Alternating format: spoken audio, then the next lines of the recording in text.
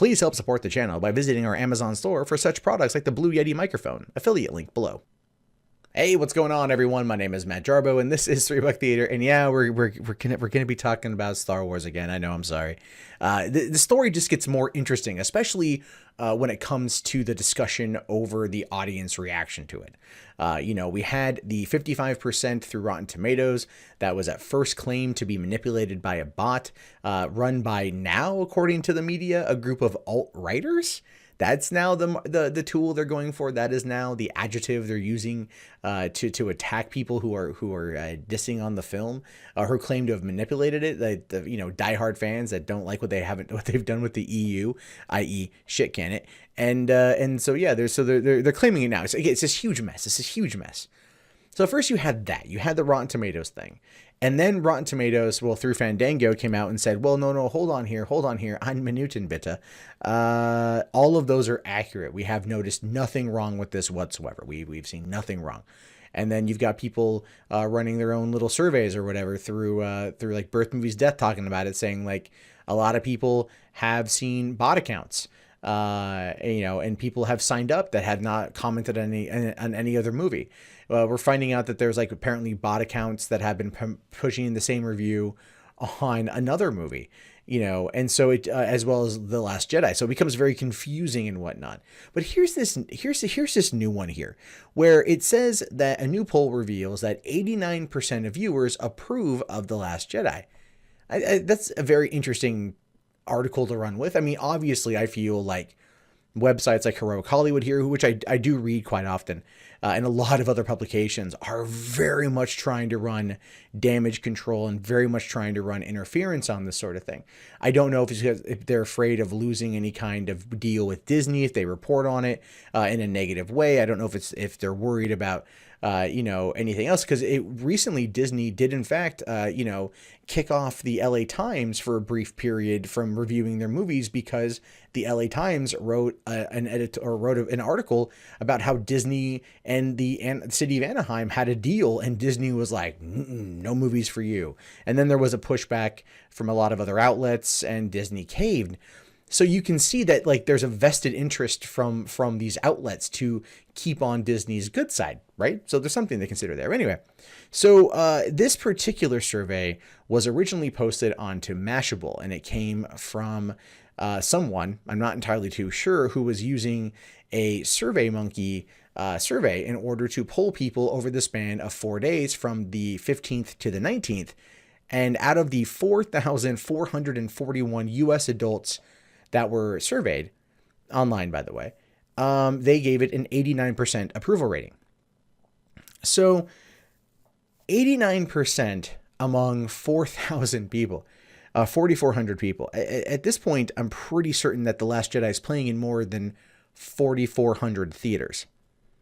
It's been seen by millions of people from around the world, and here this data polling is simply just from 4,000 people. It's like Cinema Score, and they go to 6 cities or a few cities and pick 6 theaters in those cities, and they catch people on the outside. As I talked about this yesterday, the idea there that, catching someone as they're coming out of the theater, they're more likely to give you a positive score just based upon initial reaction and the euphoria of coming out of the movie, or the thoughts of coming out of the movie, before they have time to fully formulate a thought on it on their way home or something. Something there to consider. I'm not saying it's always what's going to happen, but there's something there to consider. So 4,441 people gave it 89% favorable ratings. That seems just a little off to me. And again, a lot of people are running with this as like, see, people like The Last Jedi. Okay, you can't sit there and say that the Rotten Tomato numbers are fake. We clearly, or, you can sit there and say it because we know that, it's like, oh, I don't know for a second here. There's a lot of conflicting data.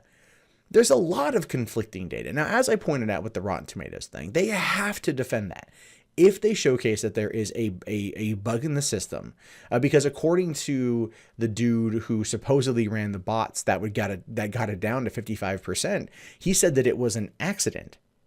I don't know how much of that I actually believe, but then again, Rotten Tomatoes has said, hey, well, no, this is all in line with what we normally would expect, and therefore it's 100% authentic.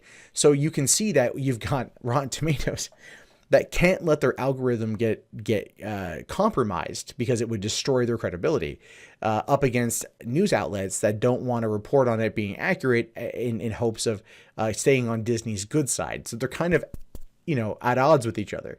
And you get people like me that are just like laughing at the whole thing because it's the most absurd thing I've seen. The battle over Star Wars approval ratings.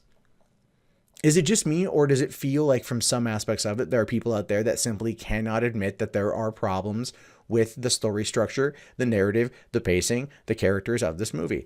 Ultimately, not a bad movie. I did not hate it. I'm nitpicking it because I care, obviously, but there's that.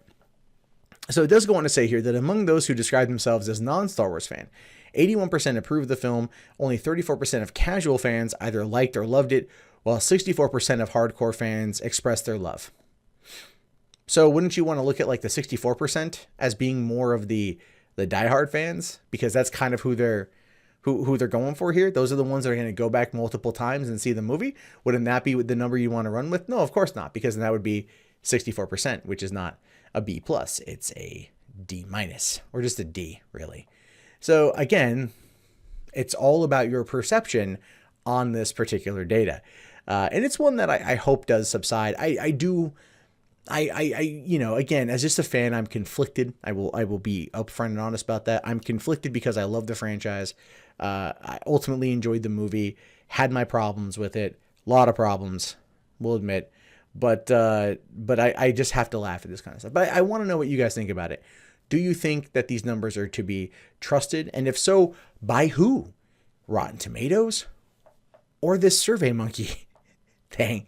What numbers here are to be believed? What numbers here are to be treated as the go-to source for how people out there responded to the film? I'm curious to know your thoughts. Let me know in the comments below. If you guys haven't already, please thumbs up the video. Subscribe if you're new. Check back often for more content from me. Probably a lot of it will be Star Wars. Let's just be fair.